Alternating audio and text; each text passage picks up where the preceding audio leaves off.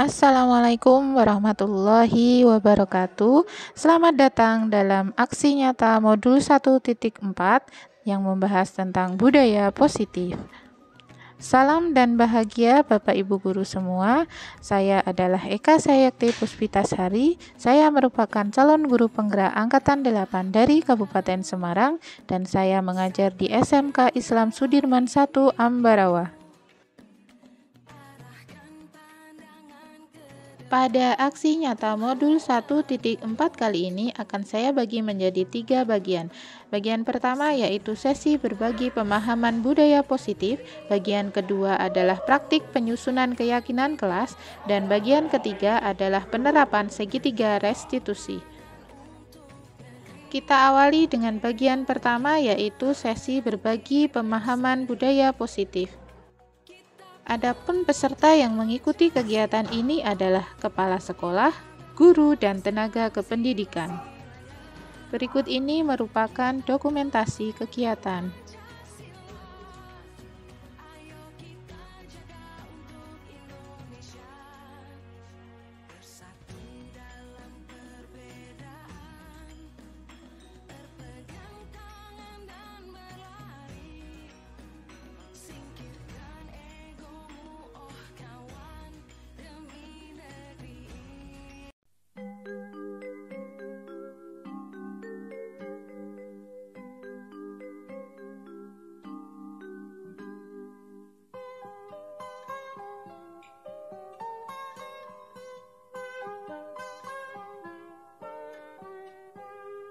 Pagiku cerahku, matahari bersinar, ku gendong tas merahku di pundak. Selamat pagi semua, ku nantikan dirimu di depan kelasmu, menantikan kami. Guruku tersayang, guru tercinta, tanpamu apa jadinya aku?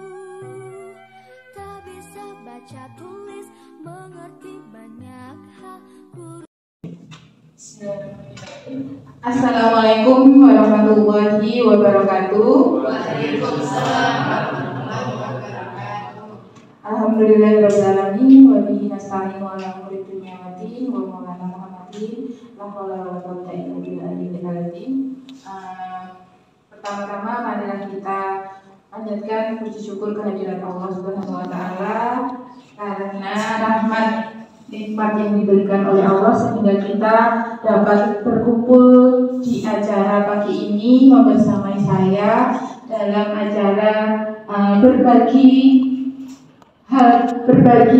tentang budaya positif di sekolah. Itu adalah tugas saya pada aksi nyata modul 1.4 untuk kegiatan yang sedang saya ikuti, yaitu calon guru penggerak. Saya calon guru penggerak Angkatan 8 dan mohon izin Bapak Ibu, di sini saya hanya memaparkan berbagi pemahaman tentang apa yang telah saya dapatkan di modul 1.4 ini, tidak bermaksud untuk menggurui atau bagaimana, hanya untuk kita berbagi saja. Ngaten ya Bapak Ibu, dan semoga kegiatan hari ini membawa kebermanfaatan. Tadi pertama kita panjatkan puja dan puji syukur, yang kedua sholawat serta salam senantiasa kita aturkan kehadirat Nabi Agung Muhammad SAW yang senantiasa kita nantikan syafaatnya hingga yaumul akhir nanti. Yang selanjutnya di sini yang tadi saya sampaikan, saya akan menyampaikan berbagi pemahaman mengenai budaya positif, dan nanti akan ada 6 hal konsep utama budaya positif yang akan saya sampaikan di sini. Yang pertama mengenai disiplin positif dan nilai-nilai kebijakan universal, dan yang kedua mengenai teori motivasi, hukuman dan penghargaan, serta yang diharapkan terakhir yaitu restitusi. Itu yang diharapkan bisa kita laksanakan untuk memahami siswa-siswa. Dan yang ketiga yaitu tentang keyakinan kelas. Yang keempat, kebutuhan dasar manusia dan dunia berkualitas. Yang kelima dan keenam ini membahas mengenai restitusi. Yang Yang pertama adalah 5 posisi kontrol untuk tahap restitusi dan juga tahapan segitiga restitusi. Baik, Bapak Ibu yang terhormat, ini yang pertama yang akan kita bahas adalah mengenai disiplin positif dan nilai-nilai kebijakan universal. Sebelumnya, marilah kita lakukan kegiatan berpasangan dengan sebelahnya. Di situ sudah ada sikinot ya. Mohon Bapak Ibu tuliskan sesuatu apapun itu, boleh rahasia, boleh nama pacarnya, boleh isi ATM-nya berapa, boleh rahasia terbesarnya atau hal yang terpenting apa. Silakan tuliskan di situ. Silakan dituliskan apapun hal yang paling berharga. Kegiatan ini nanti bersama dengan sebelahnya. Ayo Bu Adi sama Pak Ayu aja. Apakah boleh menuliskan cita-citaku nanti saya pengen punya ini? Boleh. Oh, ini nama orang yang paling saya cintai. Oh, ini terserah. Apapun itu. Sudah? Silakan dituliskan Bu Dewi yang terakhir. Apa saja Bu? Habis itu dilipat terus digenggam di tangan masing-masing. Digenggam di tangan yang paling kuat. Yang saya lebih kuat tangan kanan. Nah, sekarang dengan teman Bapak Ibu di samping Bapak Ibu silakan, tugasnya adalah salah satu menggenggam apa rahasianya tadi, yang satu lagi bertugas untuk membuka hal yang sangat berharga bagi teman itu. Tugasnya adalah membukanya dengan cara apapun, boleh dengan cara dikit-dikit, boleh dengan merayu, boleh dengan digentak, boleh dengan apapun, boleh. Kegiatannya adalah berusaha untuk membuka sesuatu yang sedang digenggam oleh temannya. Itu sebenarnya.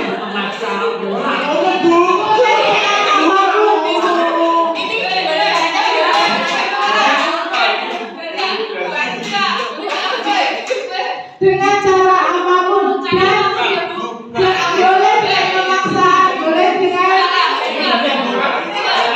caranya. Ini tuh ditukar. Ya, salah satu berakting sebagai yang genggam, yang satunya yang memaksa membuka. Ya, aku tak maksa nih.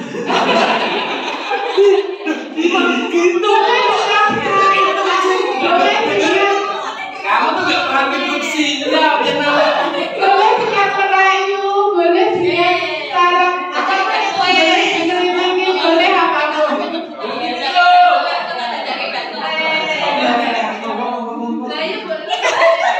Ada berbagai macam cara ya Bapak Ibu. Boleh mempertahankannya, boleh juga membukanya. Ini terserah yang menggenggam. Boleh rahasia Anda itu tadi diketahui oleh orang. Boleh juga digenggam terus-terusan. Boleh digenggam. Masing-masing ya. Boleh pada saat dirayu, pada saat ini boleh tetap digenggam sampai tidak terbuka. Boleh juga dibuka. Terserah Bapak Ibu masing-masing. Oke? Sudah ada yang berhasil membuka? Sudah, oke. Dari kegiatan tadi, yang ingin kita diskusikan adalah yang pertama, apakah Anda membuka kepalan tangan Anda? Siapa tadi yang membuka kepalan tangan? Bu Rina, oke. Baik. Kemudian nanti mohon Bu Rina untuk menjelaskan kenapa Bu Rina membuka kepalanya. Kemudian yang kedua, apakah ada yang menutup kepalanya? Ada. Mayoritas masih menutup kepalanya ya? buka. Oh, kepala juga dibuka. Oke. Kemudian ini dulu, siapa yang membuka kepalan tangannya? Oke, mari kita lihat alasannya kenapa toh tadi padahal yang digenggam itu hal yang sangat penting. Kenapa harus dibuka? Monggo berikan alasannya. Ya, terima kasih Bu Eka karena tadi teman sebenarnya saya kerjasamanya dengan Sweet.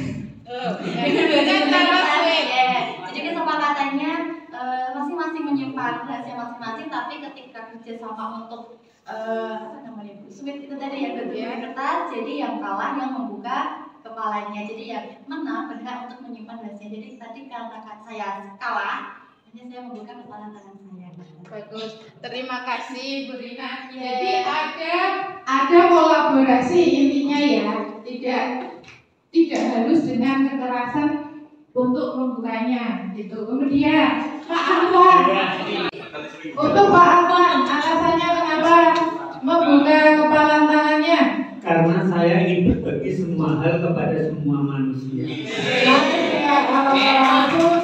Itu sekali sangat luar biasa. Kemudian itu tadi dua pendapat yang membuka kepalanya Bu Rina, karena adanya kerjasama dengan teman yang baik itu makanya kita bisa berbagi hal yang penting begitu ya. Kemudian untuk Pak Awan sangat luar biasa sekali bahwa apa yang kita miliki itu dibagi untuk orang lain jika itu bermanfaat. Nanti Pak Awan.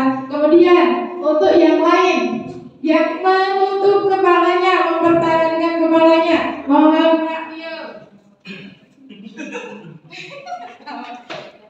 ya, alasan saya tetap menggenggam kepala saya Bu, yang menurut saya ini adalah rahasia terpenting di hidup saya. Jadi tidak boleh setiap orang mengetahui rahasia saya. Walaupun dengan kekerasan, tapi tetap saya nggak buka Bu. Gitu Bu, terima kasih. Terima kasih Pak Dio. Ya, pendapat masing-masing itu tentunya berbeda ya. Untuk Pak Dio, apa yang kita miliki, rahasia apapun yang kita miliki itu harus tetap untuk diri kita sendiri, jangan sampai orang lain mengetahui begitu. Ada pendapat yang lain? Pak Wahyu? Pak Wahyu, pendapat lo. Ayo toh. Ya tadi kan sebenarnya sudah tak genggam terus dengan upaya Bu Aziza ternyata saya luluh, akhirnya saya buka. Karena kayu waktu Aziza. Ya, karena setiap hal yang ada di diri saya itu ada kalanya saya berbagi cerita. Karena kalau dipendam terlalu dalam itu juga sakit juga.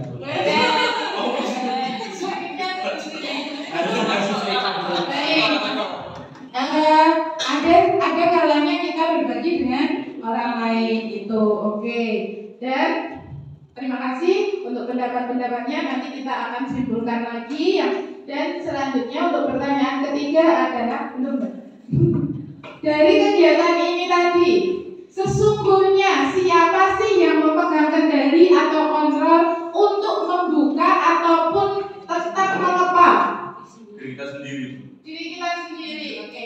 Intinya yang bisa mengontrol apapun itu adalah diri kita sendiri. Jadi nanti kita akan membahas di sini intinya, karena kita berhubungan dengan guru dan murid, intinya nanti kita harus bisa menyadarkan murid pada saat melakukan kesalahan itu dari dirinya sendiri, bukan dari hal-hal yang lain. Itulah nanti yang akan kita sampaikan. Oke, selanjutnya Mbak.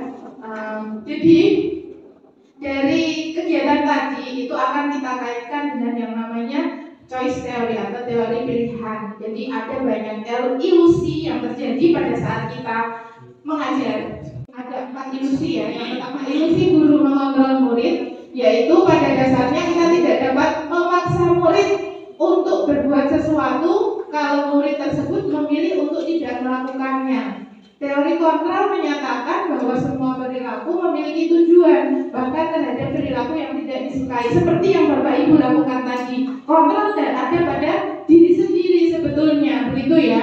Kemudian ilusi bahwa semua penguatan positif efektif dan bermanfaat. Penguatan positif atau bujukan adalah bentuk-bentuk kontrol. Misalnya tadi Pak Wahyu dibujuk oleh Bu Aziza. Itu segala usaha untuk mempengaruhi murid agar mengulangi suatu perilaku tertentu adalah suatu usaha untuk mengontrol murid murid tersebut. Yang ketiga, ilusi bahwa kritik dan membuat orang merasa bersalah dapat menguatkan karakter. Jadi menggunakan kritik dan membuat siswa merasa bersalah itu, kita sebagai guru merasa kalau itu bisa mengontrol murid menuju pada identitas mereka sebenarnya, namun itu malah menuju kepada identitas gagal. Mereka belajar untuk merasa buruk tentang diri mereka. Kadang-kala sulit bagi guru untuk mengidentifikasi bagaimana mereka sedang melakukan perilaku ini, karena seringkali guru cukup menggunakan suara halus dengan merayu misalnya untuk menyampaikan pesan yang negatif. Misalnya dengan ketika anak membuat kesalahan, kita mengomentari dengan itu karena kalian kan kok begitu sih, kok nggak kasihan sama saya. Itu dengan kalimat yang halus tapi kalimatnya negatif dan membuat merasa bersalah. Kemudian ilusi bahwa orang dewasa memiliki hak untuk memaksa. Jadi banyak orang dewasa yang percaya kalau mereka memiliki tanggung jawab untuk membuat murid-murid berbuat hal tertentu. Apapun yang dilakukan dapat diterima selama ada sebuah kemajuan. Apapun itu, yang penting ada kemajuan berdasarkan sebuah pengukuran kinerja. Jadi diukurnya pakai nilai. Kemudian pada saat itu pula guru akan menyadari bahwa perilaku memaksa tidak akan efektif untuk jangka waktu yang panjang dan sebuah hubungan permusuhan akan terbentuk. Jadi kalau misalnya anak kok dipaksa-paksa, nanti lama-lama akan menjadi hubungannya tidak baik. Selanjutnya, oke, kemudian bagaimana seseorang bisa merubah dari paradigma stimulus respon kepada pendekatan teori kontrol? Menurut Stephen R. Covey, jadi Principle Centered Leadership, beliau mengatakan bahwa bila kita ingin membuat sebuah kemajuan perlahan-lahan, sedikit-sedikit, ubahlah sikap atau perilaku kita sendiri. Namun, bila kita ingin memperbaiki cara-cara utama kita, maka kita perlu merubah kerangka acuan kita. Jadi yang dirubah mindsetnya ya. Ubahlah bagaimana Anda melihat dunia, bagaimana Anda berpikir tentang manusia. Ubahlah paradigma Anda, skema pemahaman dan penjelasan aspek-aspek tertentu tentang realitas. Kemudian, stimulus respon yang biasa kita lakukan itu realitas kebutuhan kita sama, yang biasa kita pikirkan. Kemudian untuk teori yang kita harapkan betul, yaitu teori kontrol, yaitu realitasnya bahwa kebutuhan setiap orang itu berbeda-beda. Kemudian untuk yang kedua, semua orang melihat hal yang sama. Itu tidak benar ya, karena pada kenyataannya setiap orang memiliki gambaran yang berbeda. Yang ketiga, kita mencoba mengubah agar orang berpandangan sama dengan kita, padahal pada kenyataannya kita harus berusaha memahami pandangan orang lain tentang dunia, karena masing-masing orang itu pendapatnya berbeda-beda. Tadi di sini aja hanya satu kegiatan ada banyak sekali perbedaan yang dipilih. Kemudian yang keempat, perilaku buruk sebagai suatu kesalahan, itu yang biasanya dipikirkan. Ternyata menurut teori kontrol, semua perilaku itu memiliki tujuan. Kemudian dalam stimulus respon, orang lain bisa mengontrol saya. Dalam teori kontrol itu hanya saya sendiri yang bisa mengontrol diri saya. Seperti tadi yang dilakukan, kenapa berbeda-beda? Karena pada kenyataannya yang mampu mengontrol diri adalah diri sendiri. Kemudian saya bisa mengontrol orang lain, padahal saya tidak bisa mengontrol orang lain. Dan pemaksaan ada pada saat bujukan gagal. Yang tepat adalah kolaborasi dan konsensus menciptakan pilihan-pilihan baru dan model berpikir menang kalah. Tapi yang untuk teori kontrol yang diharapkan adalah model berpikir menang. Jadi kalau ini adalah yang kita bicarakan guru dan murid, maka untuk model berpikir menang-menang itu bukan misalnya guru menghukum murid. Kalau seperti itu kan guru menang, murid kalah. Kalau di sini nanti kita akan memakai metode yang akan saya jelaskan. Nanti hasilnya adalah untuk modal berpikir menang-menang. Jadi tidak ada yang dirugikan di sini. Lanjut, Mbak. Kemudian yang pertama tadi tentang disiplin. Apa makna disiplin? Apa kaitannya dengan nilai-nilai kebajikan?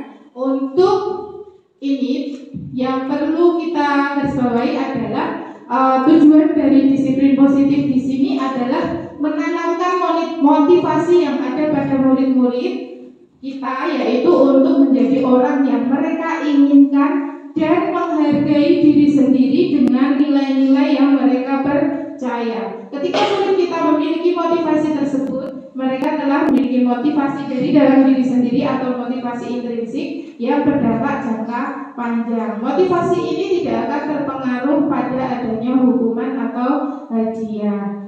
Mereka akan tetap berperilaku baik dan berlandaskan nilai-nilai kebajikan karena mereka ingin menjadi orang yang menjunjung tinggi nilai-nilai yang mereka hargai dan mencapai satu tujuan mulia. Jadi disiplin yang diharapkan di sini adalah disiplin siswa-siswa itu terbentuk karena keinginan diri sendiri siswa.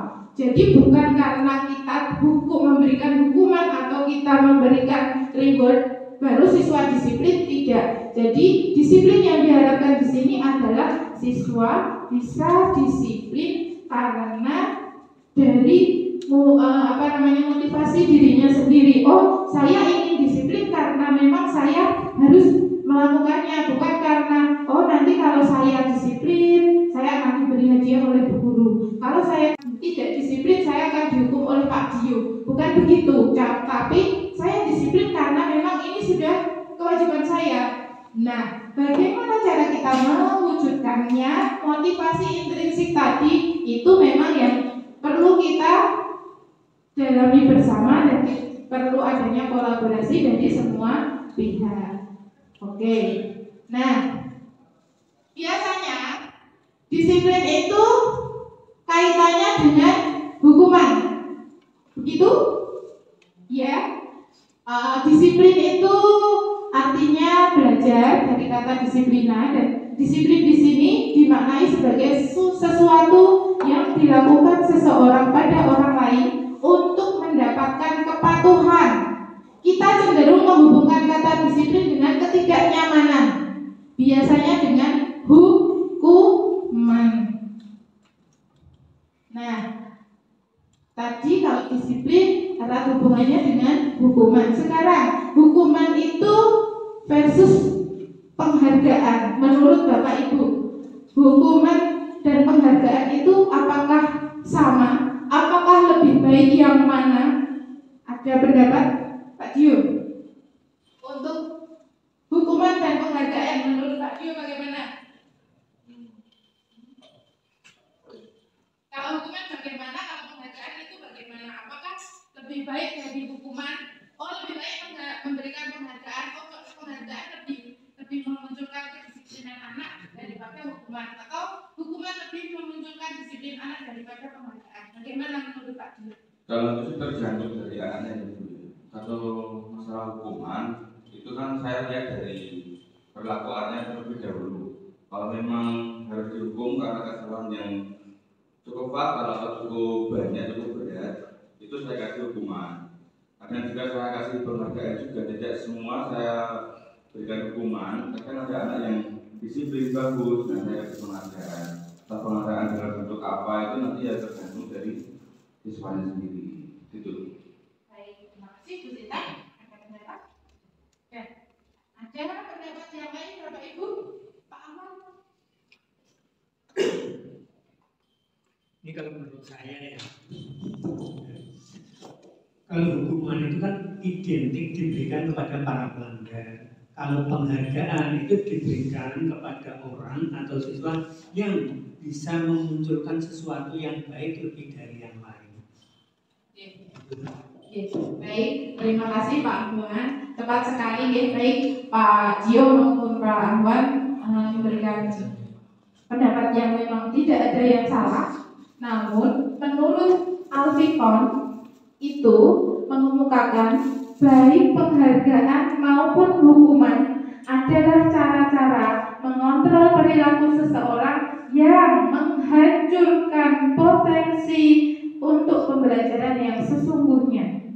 Menurut Kohn, secara ideal, tindakan belajar itu sendiri adalah penghargaan yang sesungguhnya. Jadi proses belajarnya itu adalah penghargaan yang sesungguhnya. Dan menurut Alfie Kohn, itu hukuman adalah sama dengan penghargaan. Kenapa? Kenapa kok penghargaan yang menurut kita itu tadi diberikan kepada orang-orang yang berbuat positif, yang sudah misalnya berprestasi, ngatain ya Pak?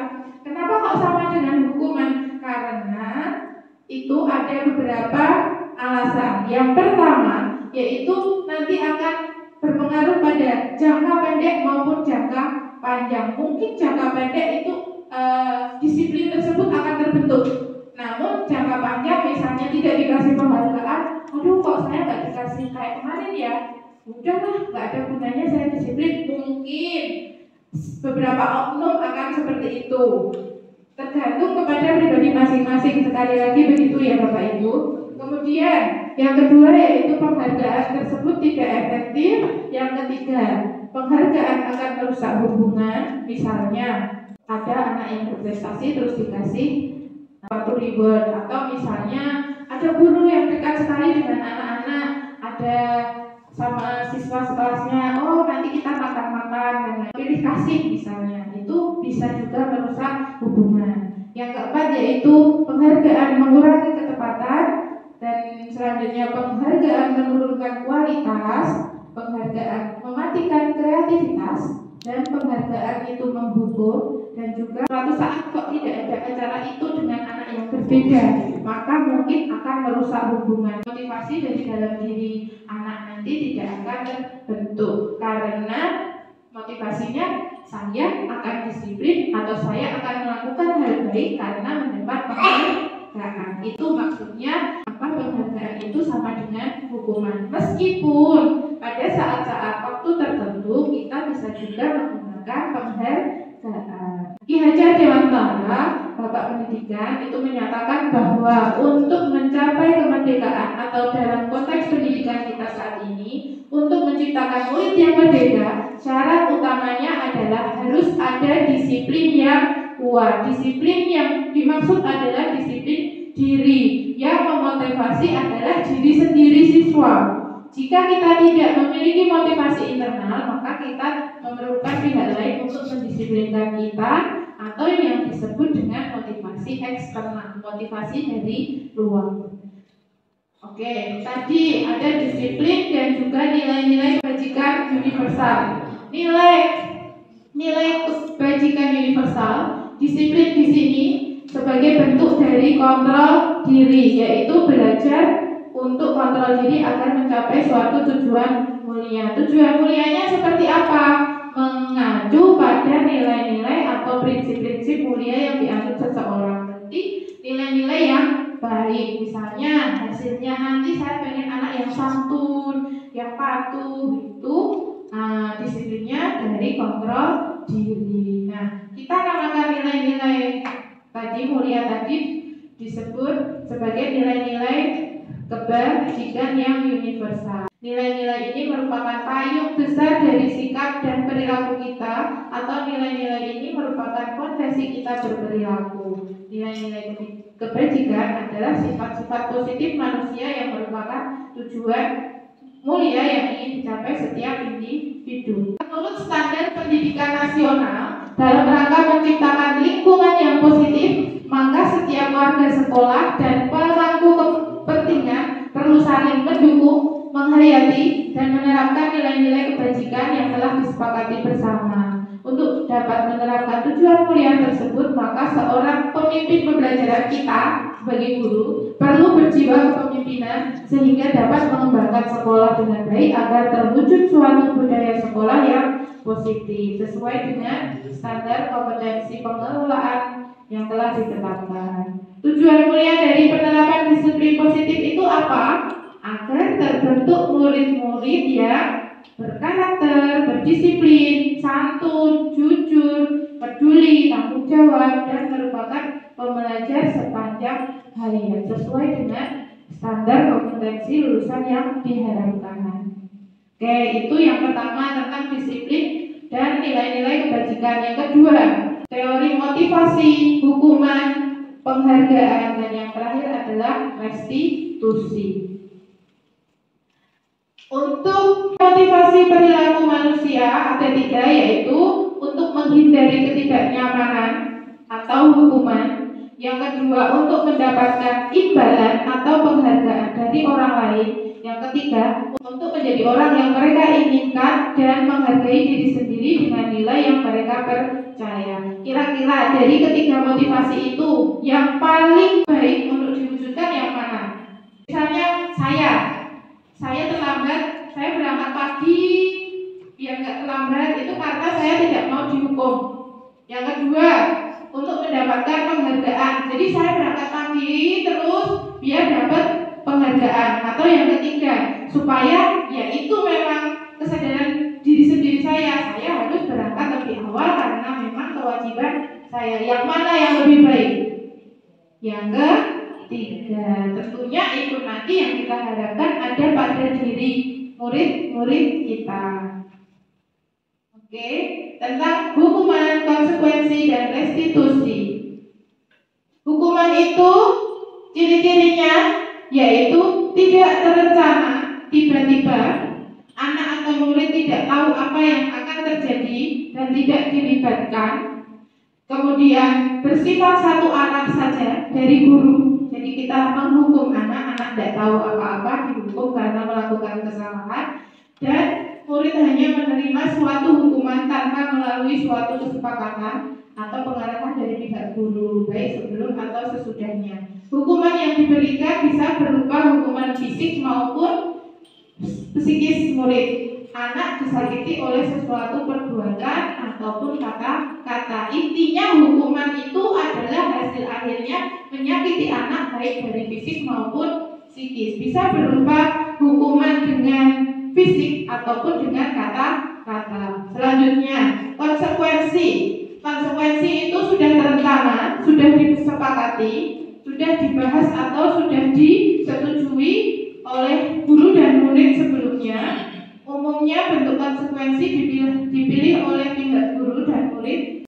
Intinya kalau bedanya hukuman dan konsekuensi itu, kalau hukuman kadang-kadang tidak berhubungan dengan kegiatan. Kalau konsekuensi itu kesalahannya ini, hukumannya atau konsekuensinya sudah diketahui dan itu saling berhubungan. Misalnya untuk hukuman, saya terlambat masuk kelas, saya disuruh menulis, misalnya saya merasa bersalah karena saya terlambat 100 kali. Itu diharapkan supaya tidak terlambat lagi.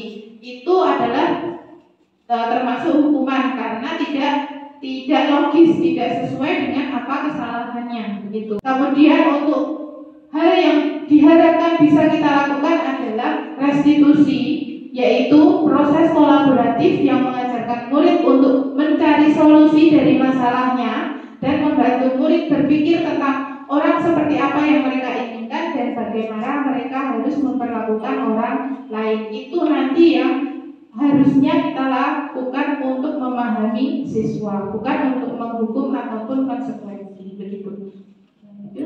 Nah, inilah gambaran perbedaan antara hukuman dan restitusi. Untuk hukuman itu sesuatu yang menyakitkan, kalau konsekuensi sesuatu yang harus terjadi karena memang sudah disetujui sebelumnya. Misalnya tata tertib itu salah satu bentuk dari konsekuensi. Kemudian restitusi itu merupakan pilihan. Dan untuk hukuman tidak nyaman untuk murid atau anak dalam jangka waktu yang panjang. Kemudian untuk konsekuensi tidak nyaman untuk murid tapi dalam jangka waktu yang pendek. Restitusi menguatkan untuk murid atau anak dalam jangka waktu yang panjang. Untuk hukuman itu korban mendapat keadilan.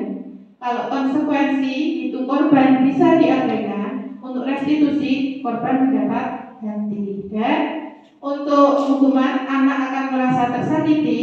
Kalau konsekuensi anak hanya dibuat tidak nyaman. Kalau restitusi anak mendapatkan penguatan. Dan lanjut lagi.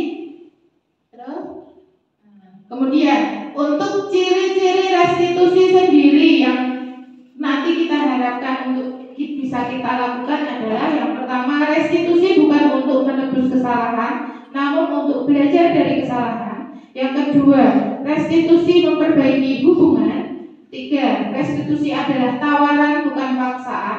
Yang keempat, restitusi menuntun untuk melihat ke dalam diri. Dan 5, restitusi mencari kebutuhan dasar yang mendasari tindakan. 6, restitusi fokus pada karakter bukan tindakan. Jadi kita memperbaiki karakter anak.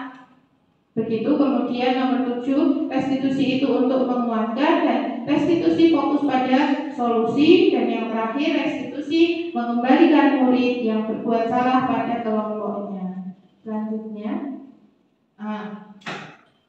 Selanjutnya yang ketiga adalah keyakinan kelas. Mengapa harus ada keyakinan kelas?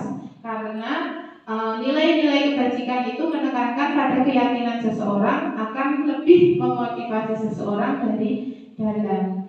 Jadi keyakinan kelas nanti itu bukan hanya kesepakatan kelas, misalnya kalau saya telat 15 menit saya tidak boleh masuk kelas atau saya dihukum, bukan seperti itu. Tapi keyakinan kelas itu lebih memunculkan kepada nilai-nilai positifnya, misalnya saling menghargai anggota kelas. Itu dengan cara apa? Dengan banyak cara, misalnya menghargai dengan pantun kepada guru, itu juga salah satu bentuk dari menghargai orang lain gitu.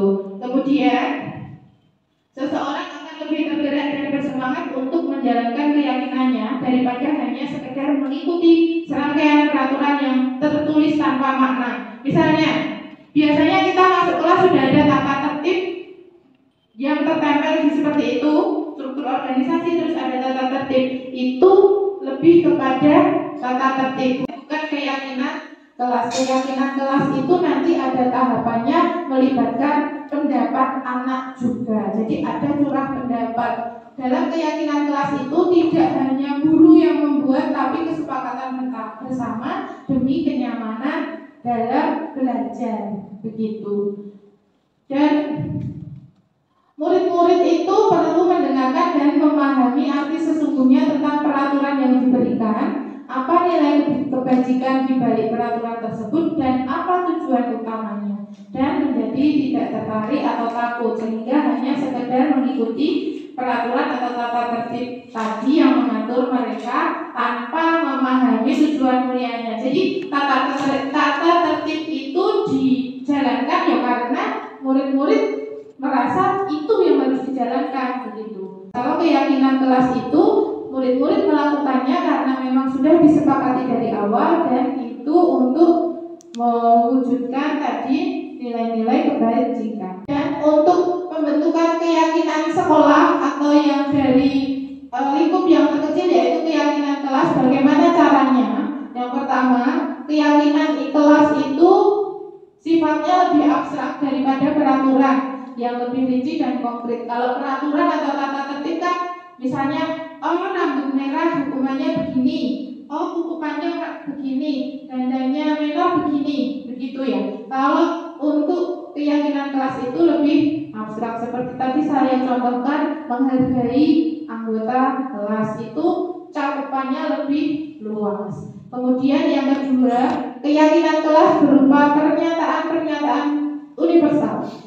Pernyataan keyakinan kelas senantiasa dibuat dalam bentuk positif, dan keyakinan kelas sebenarnya tidak terlalu banyak sehingga mudah diingat dan dipahami oleh semua warga kelas. Keyakinan kelas sebaiknya sesuatu yang dapat diterapkan di lingkungan tersebut, dan semua warga kelas sebenarnya ikut berkontribusi dalam pembuatan keyakinan kelas lewat curah pendapat, dan guru bersedia meninjau kembali keyakinan kelas dari waktu ke waktu. Yang selanjutnya yaitu kebutuhan dasar manusia dan dunia berkualitas. Ada 5 kebutuhan dasar manusia yang ada pada diri kita, yaitu kebutuhan bertahan hidup atau survival. Kedua, kasih sayang dan rasa diterima atau love and belonging. Yang ketiga, kebebasan atau freedom. yang keempat kesenangan atau fun, yang kelima penguasaan atau power. Dan seluruh tindakan manusia memiliki tujuan tertentu. Semua yang kita lakukan adalah usaha terbaik kita untuk mendapatkan apa yang kita inginkan. Ketika kita mendapatkan apa yang kita inginkan, sebetulnya saat itu kita sedang memenuhi satu atau lebih dari satu kebutuhan dasar kita dari 5 kebutuhan dasar tadi. Nah, ketika seorang murid melakukan sesuatu perbuatan yang bertentangan dengan nilai-nilai kebajikan, atau murid itu melanggar suatu aturan, hal itu sebenarnya dikarenakan mereka belum memenuhi kebutuhan dasar mereka. Misalnya, ada anak kita biasanya pagi hari itu keluar dari kelas tanpa izin karena alasannya setelah ditanya adalah, "Bu, saya belum makan pagi-pagi." Itu berarti ada kebutuhan dasar yang belum dipenuhi. Apakah itu? Kebutuhan dasar yang pertama untuk bertahan hidup atau survival itu. Kemudian misalnya ada anak yang suka iseng sama temannya, senang ngisengin temannya, itu kebutuhan apa yang tidak terpenuhi kira-kira tadi? Ada 5 kebutuhan. Kalau ngisengin temannya itu apa? Coba sebelumnya, Mbak. Kebutuhan apa kira-kira kalau suka ngisengin temannya? Kesenangan atau fun. Oh, misalnya ada anak kok bosi atau suka nyuruh-nyuruh temannya, berarti kira-kira dia kebutuhan dasar manusianya yang tidak terpenuhi adalah kebutuhan penguasaan dan yang lain-lain. Oke, lanjut. Nah, ini tadi bentuk kebutuhan dasar manusia yang paling harus dipenuhi. Yang pertama adalah kebutuhan bertahan hidup. Itu berhubungan dengan sandang, pangan, papan. Itu adalah kebutuhan untuk bertahan hidup. Itu berhubungan dengan fisik. Itu. Selanjutnya, Mbak. Yang pertama kebutuhan hidup survival, yaitu yang bersifat fisiologis. Untuk bertahan hidup, misalnya tadi saya sampaikan ada kesehatan, sandang, pangan, papan, itu adalah kebutuhan bertahan hidup. Kebutuhan biologis sebagai bagian dari proses reproduksi termasuk dalam kebutuhan untuk bertahan hidup. Komponen psikologis pada kebutuhan ini meliputi kebutuhan akan rasa aman. Selanjutnya, yang kedua yaitu kebutuhan akan kasih sayang dan rasa diterima. Itu kebutuhan untuk disayangi dan diterima meliputi kebutuhan akan hubungan dan koneksi sosial, kebutuhan untuk memberi dan menerima kasih sayang, dan kebutuhan untuk merasa menjadi bagian dari suatu kelompok. Kebutuhan ini juga meliputi keinginan untuk tetap terhubung dengan orang lain seperti teman, keluarga, pasangan hidup, teman kerja, binatang peliharaan, dan kelompok di mana kita tergabung. Selanjutnya, penguasaan atau power itu kebutuhan pengakuan atas kemampuan. Kebutuhan ini berhubungan dengan kekuatan untuk mencapai sesuatu, menjadi kompeten, menjadi terampil, diakui atas prestasi dan keterampilan kita, didengarkan dan memiliki rasa harga diri. Kebutuhan ini meliputi keinginan untuk dianggap berharga, bisa membuat perbedaan, bisa membuat pencapaian, kompeten, diakui, dihormati. Ini meliputi self-esteem dan keinginan untuk meninggalkan pengaruh. Tadi seperti yang saya contohkan, anak ada yang kadang di kelas itu biasanya ada anak yang bosi, suka nyuruh-nyuruh temannya. Itu pasti ada. Nah, itu salah satu ada kebutuhan yang belum terpenuhi, yaitu penguasaan atau power. Itu selanjutnya kebebasan atau freedom, kebutuhan akan pilihan. Kebutuhan untuk bebas adalah kebutuhan akan kemandirian, otonomi, memiliki pilihan yang mampu mengendalikan arah hidup seseorang. Anak-anak dengan kebutuhan kebebasan yang tinggi menginginkan pilihan. Mereka perlu banyak bergerak, suka mencoba-coba, tidak terlalu terpengaruh dengan orang lain, dan senang mencoba hal baru dan menarik. Selanjutnya, untuk kesenangan itu kebutuhan untuk mencari kesenangan, bermain, tertawa. Bayangkan saja hidup tanpa kenikmatan apapun, betapa menyedihkannya. Jadi saat orang itu bermain, maka mereka mempelajari keterampilan hidup yang penting. Itu biasanya anak itu cenderung untuk memenuhi kebutuhan akan kesenangan gitu. Lanjut ya. Dan hubungannya dengan dunia berkualitas itu apa? Dunia berkualitas kita adalah tempat khusus dalam pikiran kita masing-masing, tempat kita menyimpan gambaran representasi dari semua yang kita inginkan, bisa berisi orang-orang, hal-hal dan apa saja yang terbaik dalam hidup kita dan membuat kita merasa bahagia dan terpenuhi kebutuhan dasar kita tadi. Ada 5 kebutuhan dasar. Dan murid kita juga mempunyai gambaran dunia berkualitas mereka. Jadi sebagai guru, kita juga ingin memasukkan hal-hal yang bermakna dan nilai-nilai kebijakan yang hakiki ke dalam dunia berkualitas mereka. Jadi dunia berkualitas anak-anak itu betul-betul berkualitas sesuai dengan nilai-nilai kebajikan, bukan hanya berkualitas menurut pemikiran mereka sendiri. Gitu. Jadi kalau guru itu dapat membangun interaksi yang memberdayakan murid, memerdekakan murid, maka murid akan meletakkan dirinya sendiri sebagai individu yang positif dan dalam dunia berkualitas karena mereka menghargai nilai-nilai kebajikan. Yang terakhir, restitusi. Restitusi adalah cara menanamkan disiplin positif pada murid. Oke, restitusi akan membantu murid menjadi lebih memiliki tujuan, disiplin positif dan memulihkan dirinya setelah berbuat salah. Penekanannya bukanlah pada bagaimana berperilaku untuk menyenangkan orang lain atau menghindari ketidaknyamanan atau hukuman, namun tujuannya adalah menjadi orang-orang yang menghargai nilai-nilai kebajikan yang mereka percayai. Sebelumnya kita telah belajar tadi ada teori kontrol, bahwa pada dasarnya kita memiliki motivasi dari dalam diri.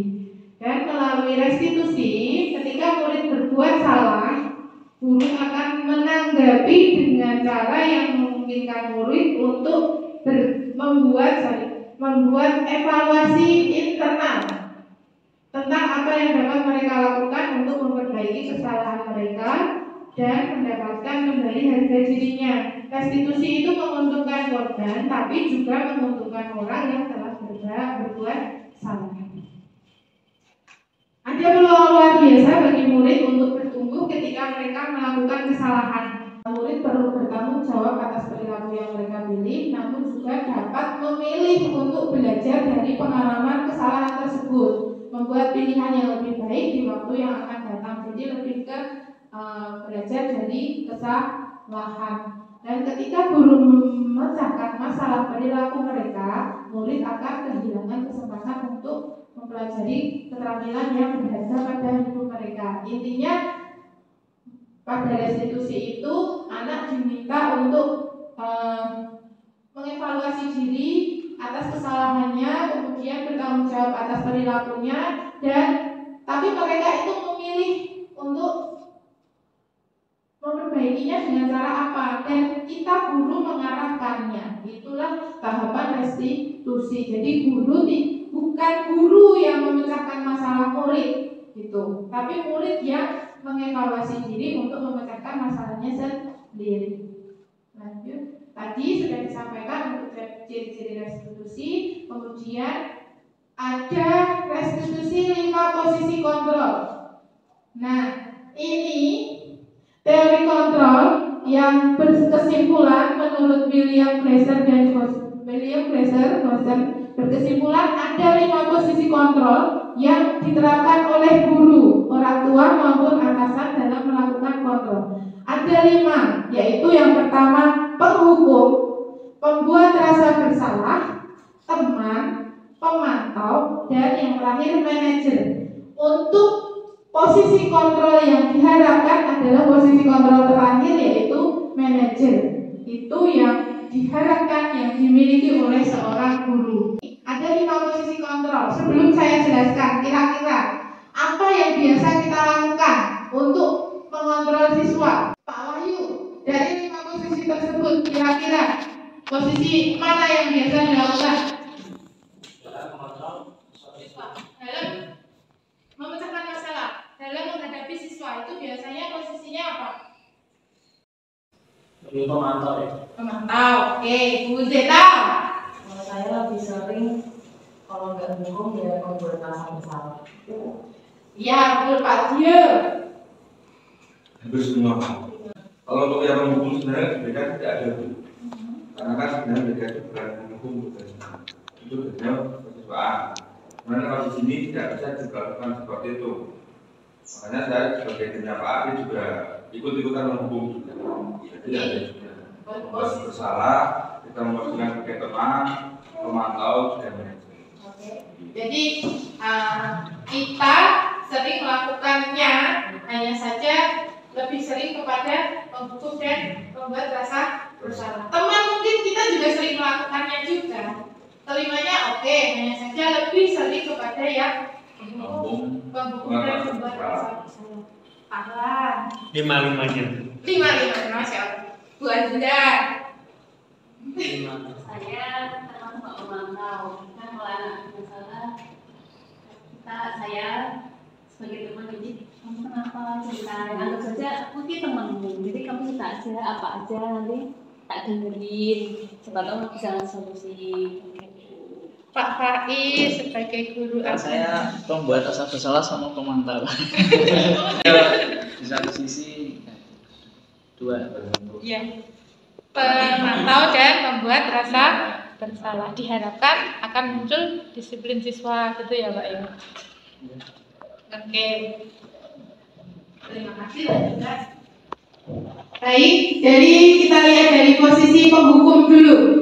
Seorang penghukum bisa menggunakan hukuman fisik maupun verbal, dari fisik maupun dari kata-kata.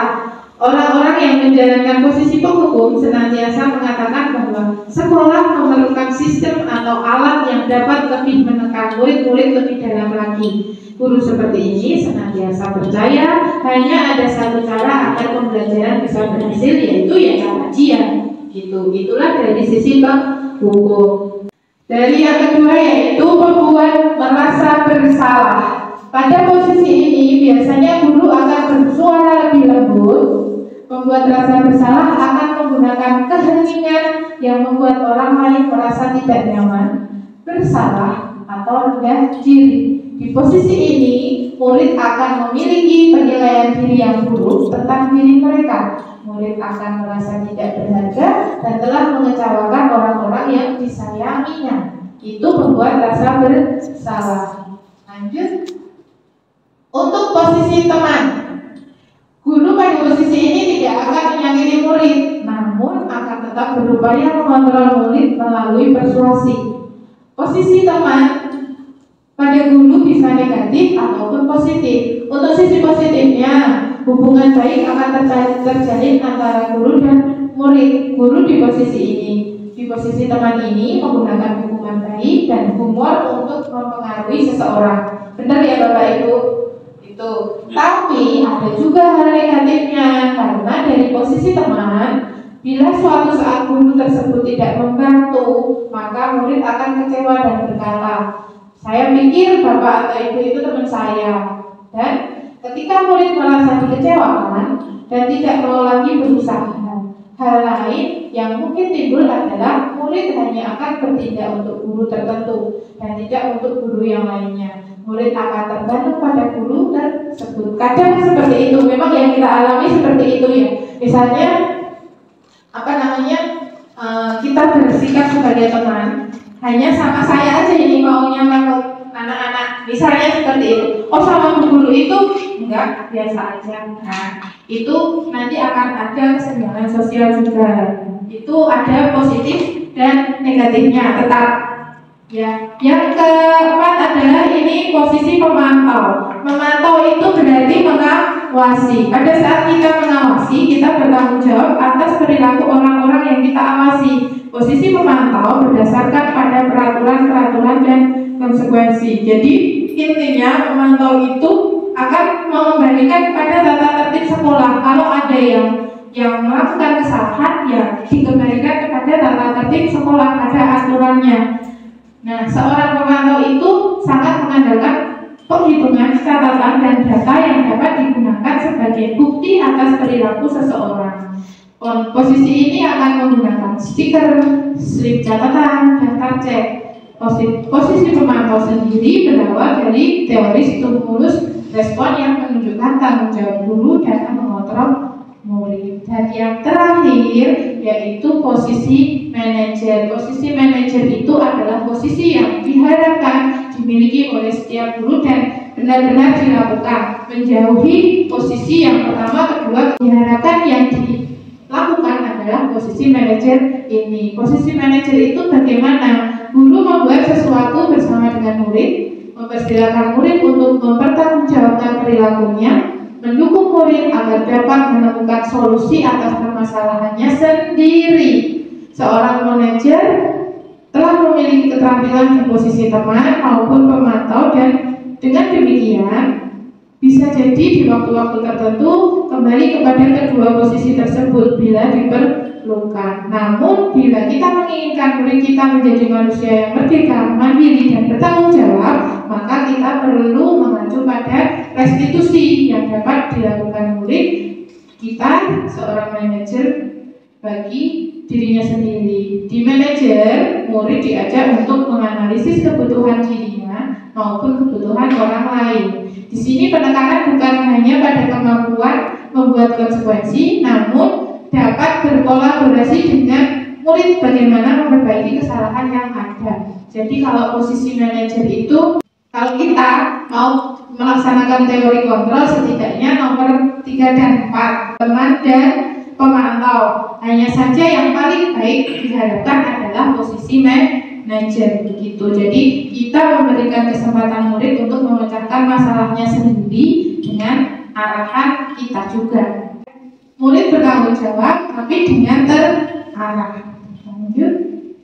Manajer itu masih manajer ya. Tugas seorang manajer bukan untuk mengatur perilaku seseorang, tapi kita membimbing murid untuk dapat mengatur dirinya. Seorang manajer bukannya memisahkan murid dari kelompoknya, tapi mengembalikan murid tersebut ke kelompoknya dengan lebih baik. Bisa jadi tadi dalam pelaksanaannya kita melaksanakan teori pemantau dan teman, tapi diharapkan kita bisa mencapai posisi manajer, di mana di posisi ini murid dapat menjadi pribadi yang mandiri, merdeka, dan bertanggung jawab atas segala perilaku dan sikapnya, dan pada akhirnya dapat menciptakan lingkungan yang positif dan nyaman serta aman. Karena kalau misalnya sudah kesadaran dari diri sendiri, itu kan pasti yang dihasilkan juga baik untuk bersama gitu. Oke, yang terakhir yaitu restitusi. Tahapan segitiga restitusi tadi yang diharapkan untuk memecahkan masalah kan dengan restitusi. Tahapannya bagaimana? Yang pertama yaitu menstabilkan identitas. Yang kedua, validasi tindakan yang salah, dan yang ketiga, menanyakan keyakinan.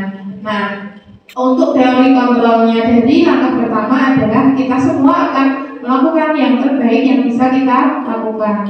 Untuk langkah kedua yaitu semua perilaku itu memiliki alasan. Jadi lebih ke menanyakan alasan kenapa kok kamu melakukan itu.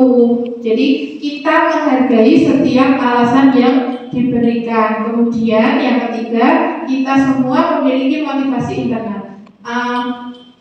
Saya kemarin berusaha mempraktekkan restitusi ini kepada Aditya Nurul Mustafa. Saya mencoba mencari alasan kenapa dia tidak mengerjakan tugas. Alasannya karena bahasa Inggris itu sulit dan karena pemahaman yang kurang. Terus saya mencari hal lain dari dirinya Adit untuk memotivasi supaya lebih baik. Misalnya, Bu, saya itu juga ikut Bu, saya itu juga ikut sepak bola dan juga ikut kompetisi. Dari situ kita bisa mengambil kesimpulan untuk memotivasi. Nah, kamu saja bisa melakukan hal-hal tersebut dengan baik. Kenapa? Kok belajarnya belum bisa maksimal? Jadi kita mencari alasannya, kita mencari juga kelebihannya untuk memotivasi siswa menjadi lebih baik. Kemudian untuk menanyakan keyakinan, kembalikan lagi kepada keyakinan kelas tadi. Awali dengan menstabilkan identitas, kemudian validasi kebutuhan atau tadi alasan, terakhir menanyakan keyakinan. Contohnya untuk menstabilkan identitas itu dengan kalimat di situ ada contohnya. Setiap orang pasti pernah melakukan kesalahan, atau kamu bukan satu-satunya yang pernah melakukan ini kok, gitu. Dan untuk validasi kebutuhan tadi dengan alasan, misalnya dengan pertanyaan, kamu tentunya punya alasan mengapa melakukan itu, atau adakah cara yang lebih efektif untuk mendapatkan apa yang kamu butuhkan. Dan yang terakhir menanyakan keyakinan bisa juga dengan pertanyaan, nilai-nilai apa toh yang pernah kita sepakati, atau kamu itu ingin menjadi orang yang seperti apa, gitu. Oke, tadi ada 3 cara menstabilkan identitas. Kita harus menstabilkan identitas anak sebelum terjadi hal-hal lain yang bisa memperburuk keadaan. Kita sebaiknya membantu anak untuk tenang dan kembali ke suasana hati di mana proses belajar dan penyelesaian masalah bisa dilakukan. Tentu akan sulit melakukan restitusi kalau anak yang berbuat salah terus fokus pada kesalahannya. Jadi kita menstabilkan identitas dulu. Jadi kita menstabilkan kondisi anak dulu. Tadi meredam emosi, mungkin dengan cara seperti itu. Lanjut, validasi tindakan yang salah. Jadi setiap tindakan yang dilakukan dengan suatu tujuan, yaitu memenuhi kebutuhan dasar tadi. Kalau sebuah pelanggaran aturan seringkali memenuhi kebutuhan anak akan penguasaan, walaupun seringkali bertabrakan dengan kebutuhan lain. Biasanya kebutuhan akan kasih sayang. Nah, kalau kita tolak anak yang sedang berbuat salah, dia akan tetap menjadi bagian dari masalah. Namun bila kita memahami alasannya melakukan sesuatu, maka dia akan merasa dipahami. Para guru yang telah menerapkan strategi ini mengatakan kalau anak-anak yang tadinya tidak terjangkau menjadi lebih terbuka. Jadi kita menerima curhat anak, begitu. Lanjut, yang terakhir menanyakan keyakinan. Penting bagi kita untuk menanyakan ke anak kehidupan seperti apa nantinya yang mereka inginkan. Dari situ kan akan muncul kesadaran dari diri anak untuk melakukan sesuatu dengan baik itu. Nah, setelah 3 tahap itu dilakukan, guru dapat menanyakan pada anak apa yang diinginkan untuk dilakukan untuk memperbaiki situasi tersebut. Disitulah restitusi dilakukan. Jadi tadi udah ditanyakan alasannya kenapa, ditanyakan ingin jadi yang baik seperti apa, dan yang terakhir, kamu kira-kira menurutmu harus seperti apa. Nah, terima kasih atas bantuannya Bapak Ibu, atas kesediaan waktunya yang sangat lama untuk kegiatan ini, dan saya harapkan semoga kegiatan ini bermanfaat dan membawa keberkahan untuk kita.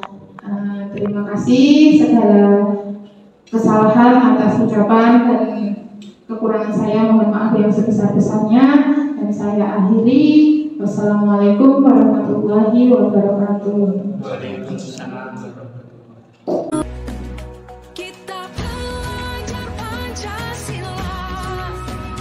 Selanjutnya merupakan bagian kedua, yaitu praktik penyusunan keyakinan kelas dengan peserta, guru, dan peserta didik di kelas tersebut. Selanjutnya merupakan dokumentasi dari kegiatan tersebut.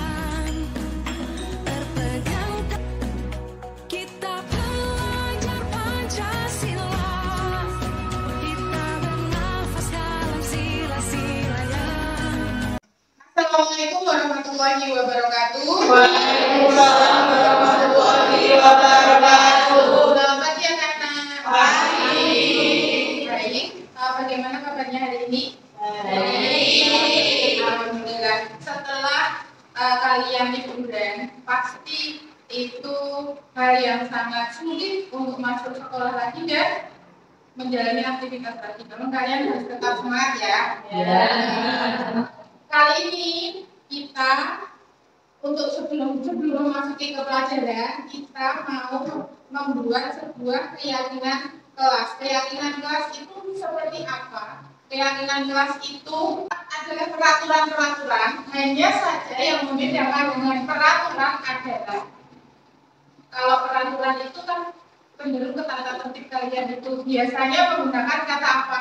Dilarang memakai ini, dilarang merokok, dilarang ini, jangan seperti ini. Biasanya menggunakan kata kalimat yang diawali oleh jangan dan dilarang. Biasanya seperti itu ya. Kalau kita membuat keyakinan kelas itu, kalimatnya menggunakan kalimat yang positif. Jadi tidak menggunakan kalimat yang nanti kita akan mempraktekannya ya. Nanti yang akan kalian lakukan adalah yang pertama memunculkan peraturan-peraturan baru yang kalian inginkan. Kalian itu ingin lingkungan sekolah yang seperti apa?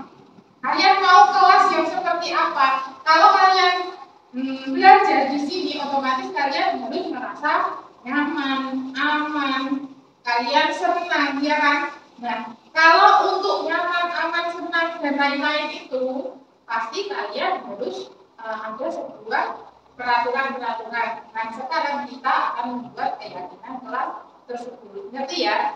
Nanti yang pertama kalian lakukan adalah kalian menuliskan peraturan-peraturan apa yang kalian inginkan untuk membentuk kelas yang kalian inginkan atau lingkungan sekolah yang kalian inginkan. Selanjutnya nanti kita akan merubah kalimat-kalimat tersebut menjadi kalimat positif. Nanti kita buat bersama, kemudian kita menyatukannya ke dalam nilai ketiga yang keempat, yaitu gambaran perilakunya itu seperti apa yang kalian harapkan dari sekolah yang kalian inginkan tadi. Kemudian yang kelima, peran guru dan peran warga sekolah yang lain itu apa, nanti kita diskusikan. Kemudian kita lakukan yang pertama. Saya punya ini. Oke, nanti silahkan tuliskan peraturan-peraturan seperti apa yang kalian inginkan untuk membentuk sebuah lingkungan sekolah yang positif yang kalian inginkan seperti apa. Tuliskan di sini. Ini. Tuliskan misalnya sebuah peraturan, jangan tidur, kerjakan tugas tepat waktu dan lain-lain. Itu tuliskan di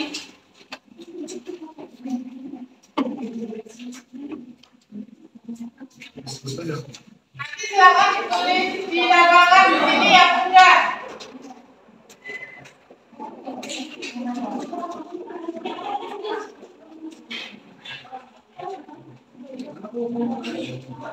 Benar.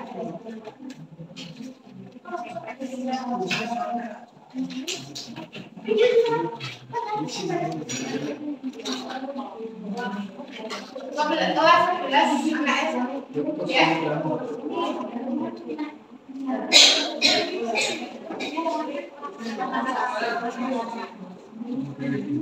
Misalnya masuk tepat waktu, pulang tepat waktu, tidak gaduh dan lain-lain. Silakan dituliskan peraturan kelas seperti apa yang kalian inginkan.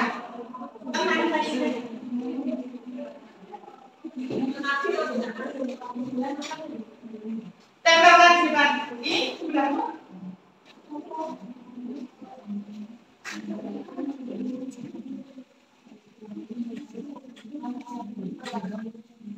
Kalau yang sudah tempelkan di depan ya.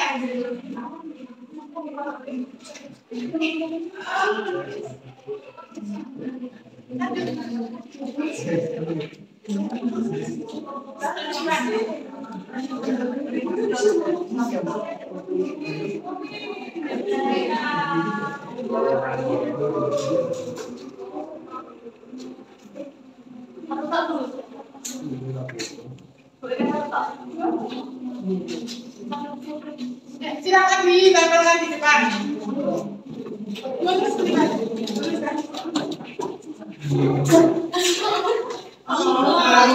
Ayo.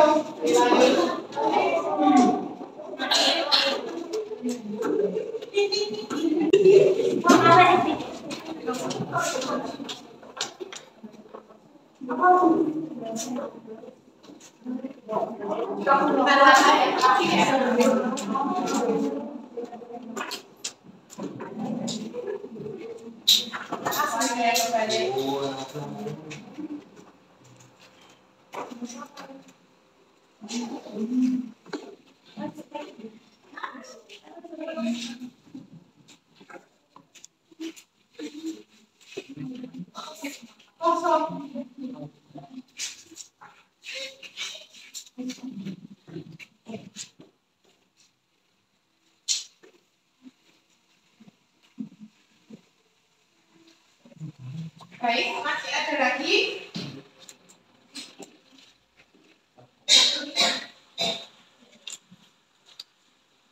Ya, terima kasih. Kalian sudah ada beberapa kalimat di sini.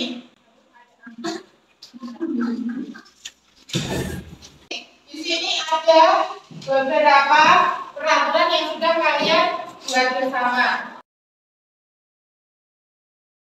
Nah, yang kedua yang akan kita lakukan adalah membuatnya menjadi kalimat yang positif. Karena tadi sudah saya sampaikan kalau keyakinan itu peraturannya menggunakan kalimat yang positif. Misalnya tadi ada kalimat dilarang tidur di dalam kelas. Berarti apa? Bukan pakai jangan dilarang tidur. Misalnya dilarang gaduh. Misalnya apa? Kalimat positifnya menjaga kenyamanan kelasnya.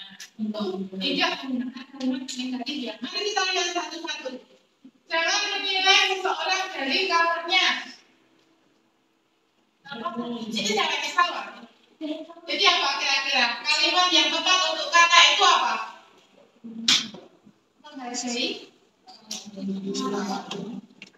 Menghargai orang lain. Tidak boleh makan saat pelajaran berlangsung. Apa? Makan dan minum sesuai waktunya. Makan dan minum sesuai waktu.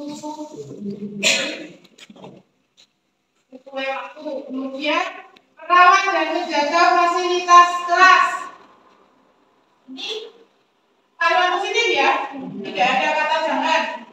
Merawat dan menjaga fasilitas kelas. Apalagi ini, tidak boleh membuli. Ada kata tidak, kita buat jadi kalimat positif. Tidak boleh membuli apa? Sama dengan tadi apa? Kemudian jangan mainan HP saat guru menerangkan. Jangan datang terlambat. Tidak boleh tidur di kelas saat pelajaran. Apa berarti? Tadi fokus. Kemudian jangan mainan HP. Apa? Menghargai orang lain. Ini udah ya, menghargai orang lain itu nanti termasuk. Wah, kemudian jangan datang terlambat, itu maksudnya apa? Datang tepat.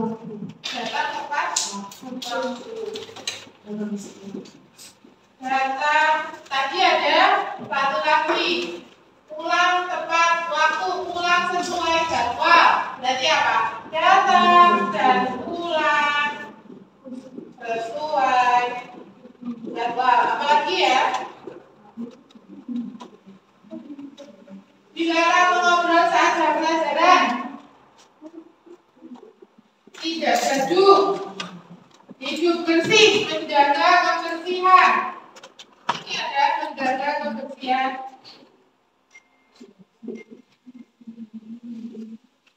Ada yang belum tertulis di sini? Tidak boleh keluar tanpa izin. Tidak berisik. Dilarang membuang sampah. Dilarang membuang sampah. Jaga kebersihan ya. Oke, baik. Sekarang selanjutnya Dari beberapa aturan ini tadi yang sudah kalian tempelkan, kita lihat bersama. Ada kalimat tidak berisik saat pelajaran. Itu ada, kalau keyakinan itu berhubungan dengan nilai-nilai positif. Misalnya tadi tidak berisik di kelas, tidak gaduh, itu nilai positifnya apa? Kita menghargai orang lain. Kira-kira tadi yang sudah kalian tuliskan, yang termasuk menghargai orang lain itu apa saja? Yang pertama, tidak memberi, betul. Terus apa lagi? Contohnya apa? Tidak berisik, sama juga dengan menghargai orang lain. Terus tidak mainan HP.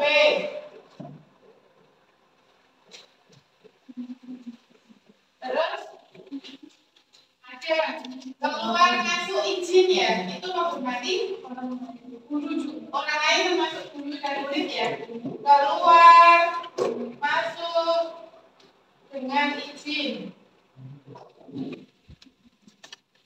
Terus apa lagi? Benar ya? Kemudian selanjutnya makan dan minum sesuai waktu. Ini kira-kira masuknya ke apa? Nilai positif apa ini? Masuk ke menghargai orang lain. Berarti ini adalah salah satu dari menghargai orang lain. Kita dapat nilai yang pertama, nilai positif yang pertama adalah nilai menghargai orang lain. Yang kedua, merawat dan menjaga fasilitas kelas. Itu masuknya ke nilai positif apa kira-kira? Tanggung jawab. Kita buat nilai positif yang kedua, yaitu tanggung jawab. Contohnya merawat dan menjaga fasilitas kelas. Selain itu tanggung jawab yang lain apa? Apakah hanya ruang kelas? Tugas, betul apa? Misalnya mengerjakan tugas apa? Terus apa lagi? Mengerjakan tugas, mengerjakan piket, ya juga. Tuh, contoh lain. Yang selanjutnya adalah fokus. Masuknya ke apa?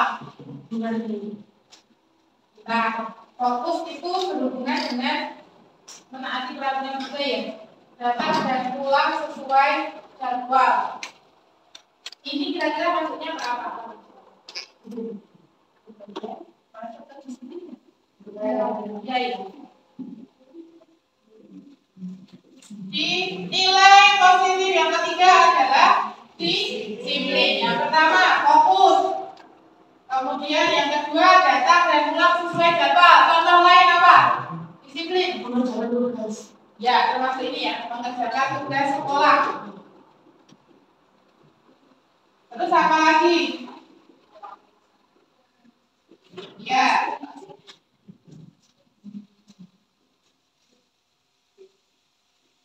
Seragam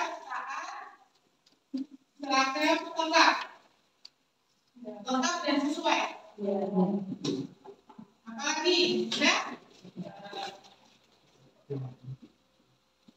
Oke, selanjutnya menjaga kebersihan. Nilai positif apa yang ada di sini?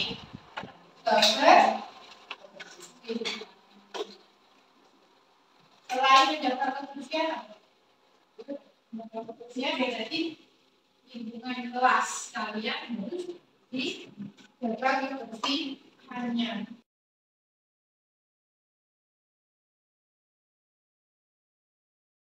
Selanjutnya,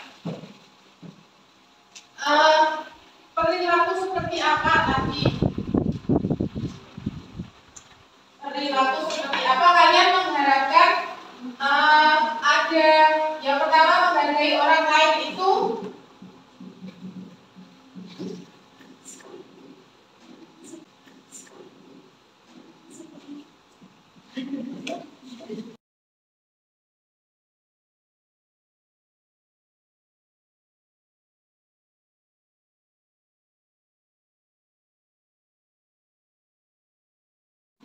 Kemudian ada peran guru dan peran siswa dalam mensukseskan keyakinan kelas tersebut. Peran gurunya apa? Peran gurunya sebagai apa?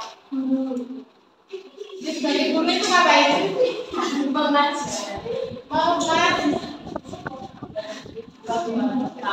Memantau kegiatan kalian. Kalau siswa berarti apa? Ada keyakinan kelas tugas kalian apa?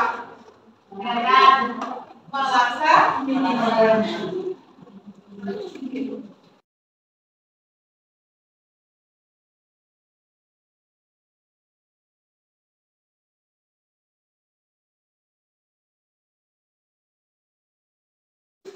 Baik.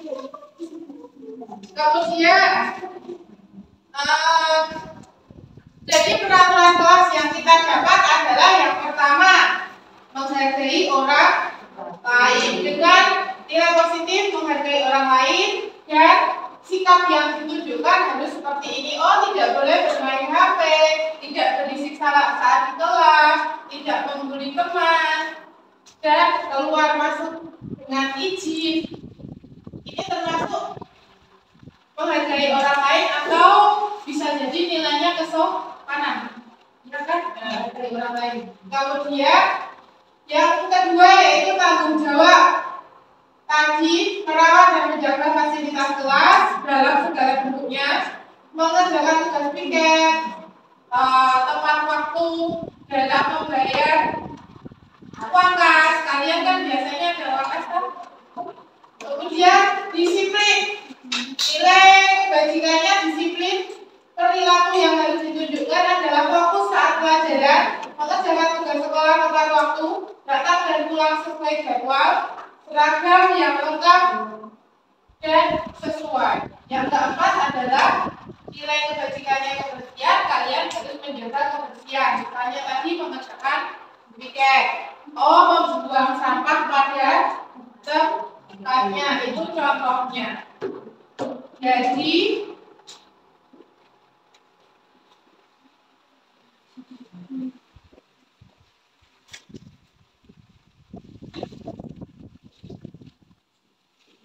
untuk kesepakatan kelas ini ada yang ingin ditambahkan tidak? Tidak. Nah, baik, kalau begitu untuk tanda kalian menyepakati ini dan ini adalah hasil kesepakatan kita semua, dan keyakinan ini harus kalian laksanakan sesuai dengan apa yang kalian inginkan supaya membuat jadi lingkungan yang baik, lingkungan yang positif. Jadi silahkan tanda tangani ini sebagai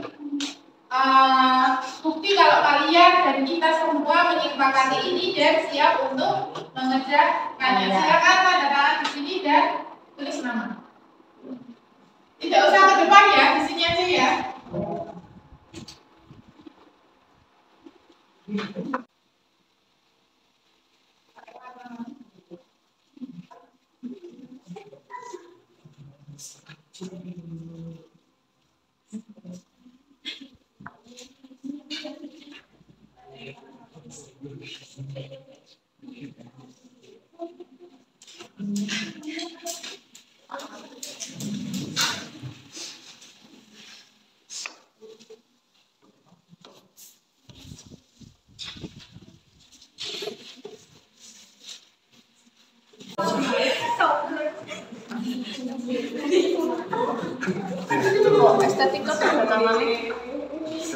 Pada akhirnya telah selesai dilakukan pembentukan keyakinan kelas dan terdapat 5 keyakinan kelas yang disepakati, yaitu yang pertama, kita pribadi yang bertanggung jawab, 2, kita menjunjung tinggi kedisiplinan, 3, kita menyukai kebersihan, 4, kita selalu menghargai dan menghormati orang lain, 5, kita berkomunikasi dengan sopan dan santun. Selanjutnya, keyakinan kelas yang telah dibuat dan disepakati bersama tersebut ditandatangani oleh seluruh anggota kelas.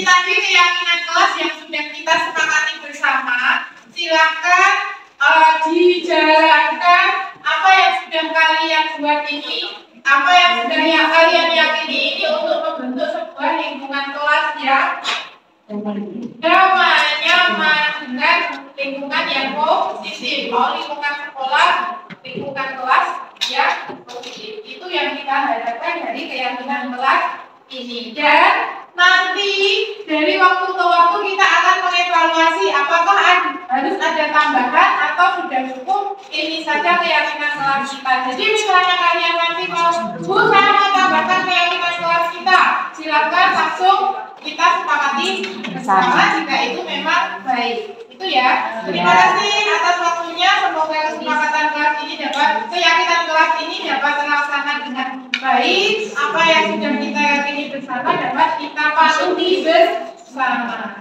Terima kasih. Saya sampaikan. Wassalamualaikum warahmatullahi wabarakatuh. Waalaikumsalam warahmatullahi wabarakatuh. Dan yang terakhir, aksi nyata budaya positif, yaitu praktik penerapan segitiga restitusi dengan peserta, saya sendiri sebagai guru dan juga peserta didik.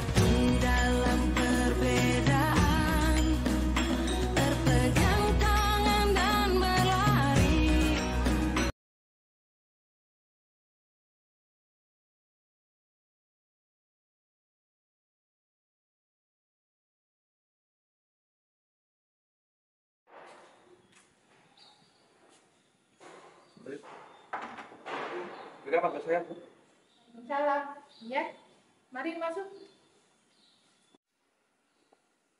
Silahkan duduk, Mas.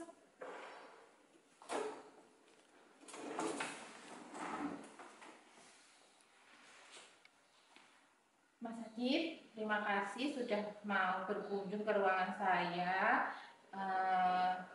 Di sini WK ingin membicarakan mengenai permasalahan kinerja akademik Mas Adit. Apakah Mas Adit itu bisa menjelaskan mengapa selama 1 semester ini Mas Adit tidak mengerjakan tugas-tugasnya? Ada apa? Maaf, semester kemarin saya melaksanakan kegiatan PKN. Di sisi lain, saya sendiri ada kendala di masalah mata pelajaran bahasa Inggris dan bermasalah dalam mengerjakan tugas mapel nyetik juga. Terima kasih Mas Adit sudah mau jujur. WK apresiasi kejujuran Mas Adit. Saya juga mengerti kalau kegiatan PKL itu memang menguras banyak waktu, banyak tenaga, banyak pikiran, dan masalah kesulitan dalam mempelajari bahasa Inggris itu memang hambatan yang harus kita pecahkan bersama, dan saya akan mencoba untuk memahami situasi ini. Dan sebelum memanggil Mas Adit ke sini, selama beberapa waktu ini saya telah mengamati kebiasaan Mas Adit di sekolah. Saya sudah berbicara dengan beberapa guru dan beliau itu memberikan beberapa pendapat mengenai permasalahan Mas Adit. Menurut Mas Adit, bagaimanakah permasalahan Mas Adit selama ini? Ya Bu, saya menyadari kesamaan saya itu dalam bidang untuk mengerjakan tugas bahasa Inggris yang sangat bermasalah karena sulit Bu. Jadinya saya kan malah tidak mengerjakan karena kesulitan dalam mengerjakan bahasa Inggris tersebut. Dan saya juga kekurangan motivasi untuk bisa mengurangi dalam bermasalah dalam mengerjakan tugas. Baik. Setelah saya menganalisis alasan dari Mas Adit tadi dan juga saya menggabungkan dengan wawancara ke guru lain, observasi, nah saya melihat kalau alasan dari Mas Adit itu memang kuat terkait PKL dan kesulitan bahasa Inggris yang membuat Mas Adit menjadi tidak mengerjakan tugas. Namun saya kok juga melihat ada pola kalau Mas Adit itu sering males-malesan mengerjakan tugas. Betul begitu? Ya Pak Bu, saya juga menyadari bahwa permasalahannya saya itu juga berpengaruh dalam kegiatan PKL saya selama 3 bulan ini. Dan itu berpengaruh juga pada kinerja akademik saya yang berada di sekolahan, dan saya juga merasa menyesal Bu. Baik, Adit Ya, BK ingin membantu dalam menghadapi konsekuensi dari ketidakmampuanmu dalam mengerjakan tugas selama 1 semester ini. Ya mengerti Bu, dan saya juga meminta tolong pada Ibu untuk membimbing saya dan bagaimana caranya untuk menghilangkan rasa malas yang ada di dalam diri saya. Dan jika jenengan siap, saya mau mengucapkan terima kasih yang sangat banyak Bu, karena Ibu bersedia membantu dalam kegiatan sekolah dan dalam malas-malas tugas. Mas Adit ingat nggak dulu dalam kelas bahasa Inggris di awal pembelajaran kita ada yang namanya kesepakatan kelas. Itu salah satu isinya jika belum menyelesaikan tugas maka nilai raport akan tidak diberikan. Itu kesepakatan kita. Mas Adit ingat nggak? Iya Bu, saya mengingat dalam hal tersebut dan saya juga sudah menandatanganinya dan orang tua juga sudah menandatanganinya dalam masalah tersebut. Baik, sekarang yang BK inginkan adalah Mas Adit sekarang merenungi dan mempertimbangkan dampak dari tindakan Mas Adit tadi terhadap kinerja akademiknya dan juga masa depan Mas Adit. Kita perlu membangun kesadaran dari dalam diri Mas Adit bahwa hal tersebut tidak baik, dibutuhkan usaha dan juga konsistensi untuk merubahnya kebiasaan tadi menjadi lebih baik. Iya Bu. Oke, selain tadi ada permasalahan bahasa Inggris, kira-kira Mas Adit itu ada nggak sih ketertarikan di mata pelajaran yang lain atau ada kegiatan ekstrakurikuler yang Mas Adit ikuti selama ini? Di dalam 1 semester ini saya mengikuti dalam kegiatan rohani di sekolahan, kegiatan rebana, keagamaan, dan saya juga olahraga yang sangat sukai dalam bidang sepak bola itu. Bola. Untuk mata pelajaran yang paling disukai apa? Pelajaran yang sangat saya sukai itu pelajaran keagamaan, dan saya juga Pendidikan agama Islam. ya Bu. Dan saya juga di sekolah ikut ekstrakurikuler rebana dan ikut kegiatan rohani di sekolahan supaya meningkatkan keimanan dan berpikir luas untuk menghadapi atau mencari ilmu keagamaan. Saya juga ikut ekstrakurikuler sepak bola di sekolahan dan juga mewakili teman-teman untuk kompetisi sepak bola. Ternyata sangat luar biasa ya, banyak sekali potensi yang dimiliki oleh Mas Adit. Ada tadi ikut jadi anggota rebana, ada jadi anggota sepak bola ya, dan ikut kompetisi, dan kelebihan-kelebihan itu justru harus digunakan untuk bisa memotivasi diri kalau nanti saya harus bisa menjadi lebih baik, bukan hanya di bidang selain non akademik saja, di bidang akademik juga harus seimbang gitu. Kelebihan itu jadikan untuk meningkatkan kompetensi di bidang akademik juga, gitu ya Mas. Menurut Mas Adit gimana? Ya Bu, saya setuju jika hal itu bisa membuat saya menjadi yang lebih baik lagi. Ternyata saya sangat maksimal dalam melakukan kegiatan yang amat saya sukai. Ya kan, pada saat kita melakukan sesuatu yang kita menyukainya, maka kita akan termotivasi untuk melakukannya dengan sangat baik. Nah, Mas Adit sebagai konsekuensi dari tindakan Mas Adit selama 1 semester ini, maka dari itu Mas Adit juga harus bertanggung jawab. Nah, hal yang pertama harus dilakukan adalah selesaikan dulu apa yang harus diselesaikan kemarin. Misalnya tugas-tugas yang belum selesai segera diselesaikan. Kemudian nanti yang kedua, WK akan membantu. WK membuat rencana untuk membantu Mas Adit untuk memperbaiki kinerja akademik Mas Adit, terutama dalam kesulitan belajar bahasa Inggris. Bagaimana menurut Mas Adit? Saya mengerti Bu, dan saya sangat siap untuk melakukannya. Ya, baik. Selanjutnya kita akan merancang rencana perbaikan dan pemulihan kinerja akademiknya Mas Adit dan upaya Mas Adit untuk mengatasi kesulitan dalam belajar bahasa Inggris. Saya setuju sekali Bu.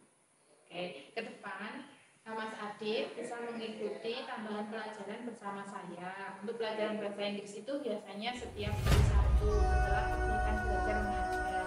Nah, kalau misalnya Mas Adit malu sama Bu Eka sendiri, boleh ngajak teman. Itu nanti kita belajar kelompok bersama untuk mengatasi kesulitan dalam belajar bahasa Inggris. Bagaimana menurut pendapat Mas Adit? Saya setuju sekali. Oke, nah nanti selama kita belajar bersama, kita bisa bertemu, jadi saya bisa melihat perkembangan dari Mas Adit. Saya harap juga Aditya nanti bisa terbantu dengan adanya rencana kita ini. Jadi silahkan apabila Mas Adit ada kesulitan dalam bahasa Inggris, bisa bertanya apapun kepada Bu Eka. Insya Allah Bu Eka siap membantu. Kemudian jangan pernah sungkan apabila ada yang ingin ditanyakan. Terima kasih Bu Eka. Saya sangat siap dan berusaha untuk memperbaiki diri untuk kedepannya. Sama-sama ya Nak, semoga ke depan bisa lebih baik. Kita berusaha bersama. Semoga usaha kita menjadi berkeberkahan. Matamu saatnya meraih menjadi lebih baik. Ya. Ya Bu. Terima kasih. Sekarang Mas Adit boleh kembali ke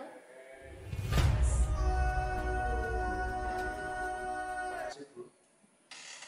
Mari Bu. Mari.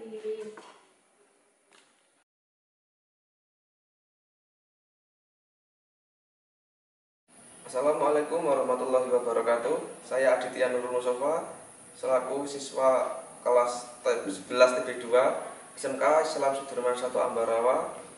Saya mengaku setelah saya menceritakan apa yang saya rasakan dan menjadi beban di pikiran saya merasa sudah menjadi yang lebih baik, dan saya juga mengucapkan banyak terima kasih untuk Bu Eka yang sudah mendampingi dan menjadi motivator untuk saya agar kedepannya menjadi yang lebih baik.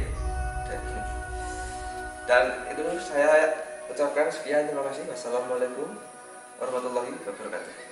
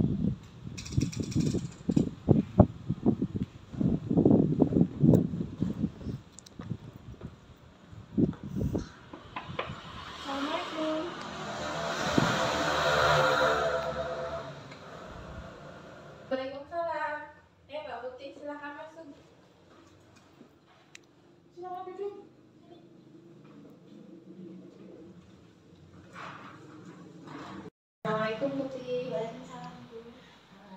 Apa kabar hari ini? Alhamdulillah baik. Terima kasih ya sudah mau datang ke sini. Bu Eka manggil Mbak Putri ada kepentingan, ada yang perlu kita diskusikan terkait penampilan Putri selama di sekolah. Nah, sebetulnya tidak masalah berpenampilan yang baik, itu kan malah justru wajib ya. Hanya saja kita juga harus memperhatikan tempatnya begitu.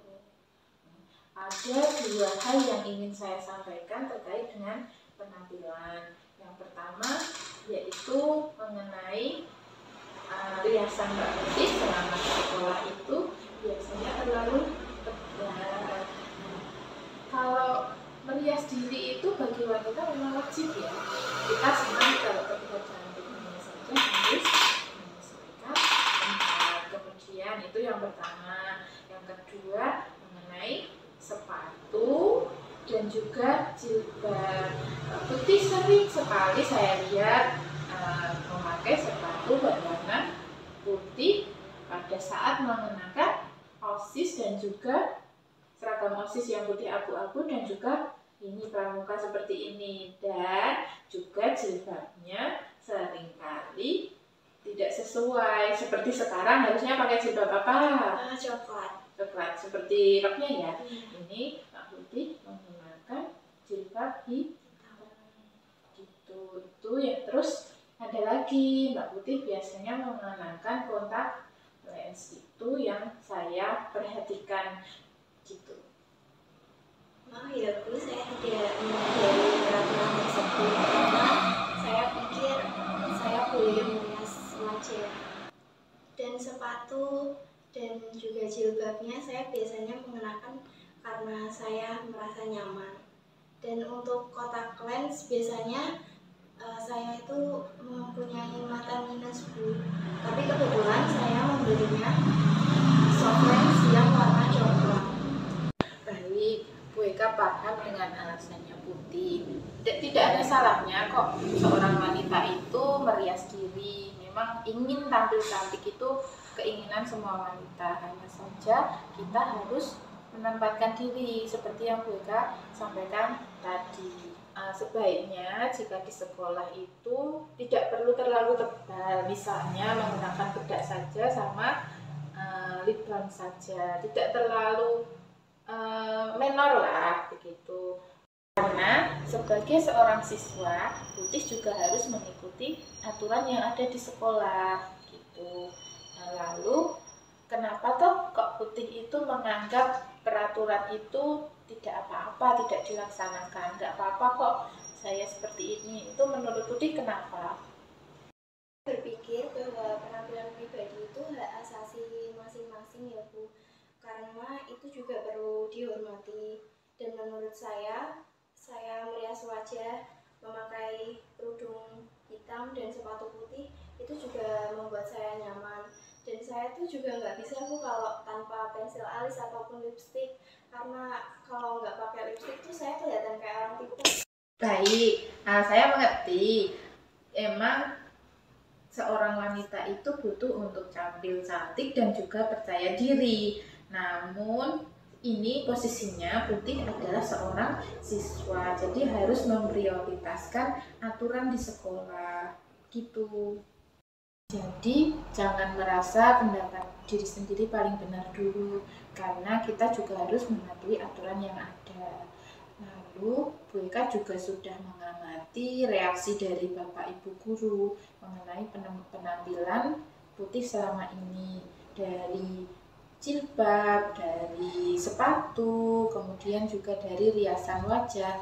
Itu Bapak Ibu guru merasa bahwa itu terlalu berlebihan dan sudah melanggar aturan.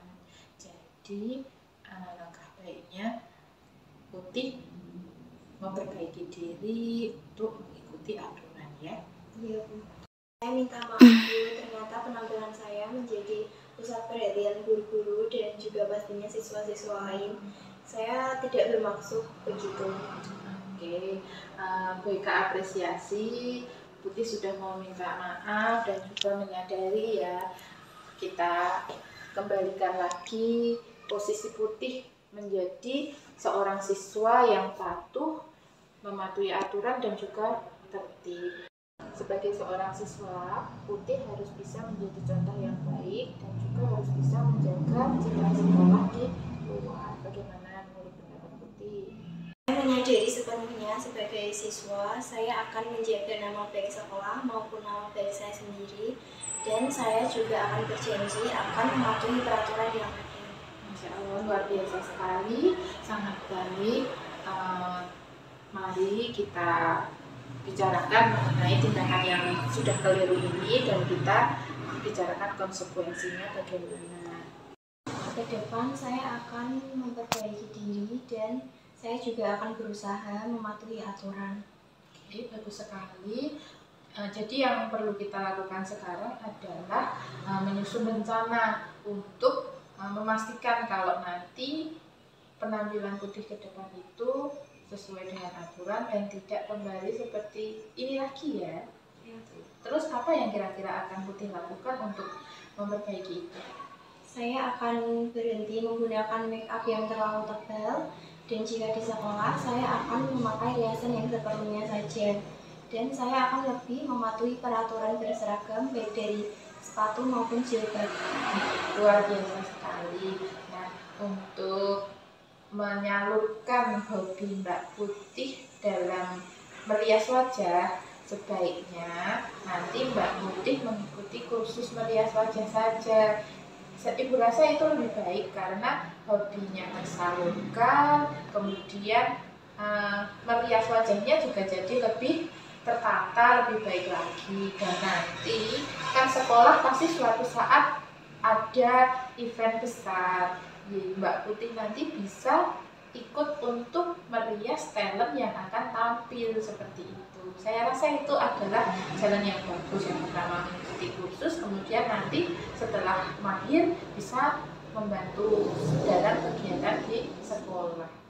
Bu, saya akan belajar lagi untuk menyalurkan hobi saya, dan jika sekolah memerlukan bantuan saya juga siap membantu kapanpun. Keputusan yang baik, dan selama nanti Mbak Putih melakukan perbaikan, BK tetap memantau ya, dan BK juga memberikan dukungan yang penuh dengan kemauan Mbak Putih untuk memperbaiki diri dan mencoba untuk mematuhi tata tertib yang ada. Ya, terima kasih ya Bu sudah mengingatkan saya dan memberikan saran serta dukungan kepada saya. Saya berjanji akan menjadi siswa yang lebih tertib lagi dan lebih menaati peraturan sekolah. Luar biasa. BK dukung apapun keputusan Putih, yang penting harus berubah menjadi lebih baik, mematuhi segala aturan yang ada, karena saat ini Putih masih di sekolah ini sebagai siswa, jadi harus mematuhi aturan. Begitu ya. Iya, Bu. Baik, kita cukupkan dulu sampai di sini diskusi kita kali ini. Terima kasih sudah mau bertemu ke sini melalui undangan Bu Eka. Semoga diskusi kita ini bermanfaat untuk saya Putih dan Mbak Putih. Semoga nanti berubah menjadi lebih baik. Terima kasih ya Bu Eka. Sama-sama. Sekarang Putih boleh kembali ke hati-hati jalan ya. Iya, Bu. Terima kasih. Assalamualaikum. Salam.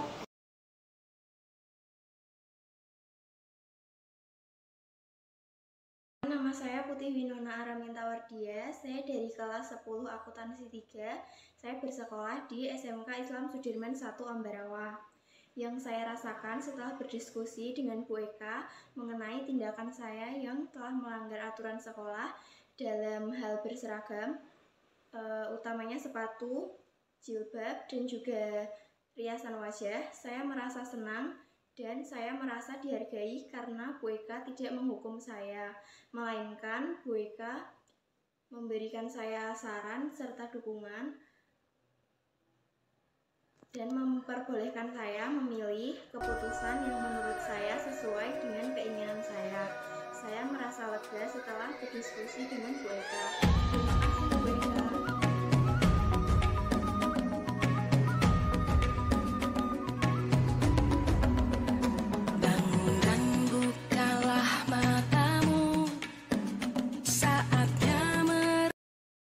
Sekian video aksi nyata modul 1.4. Terima kasih atas perhatiannya. Semoga bermanfaat. Guru penggerak, tergerak, bergerak, menggerakkan.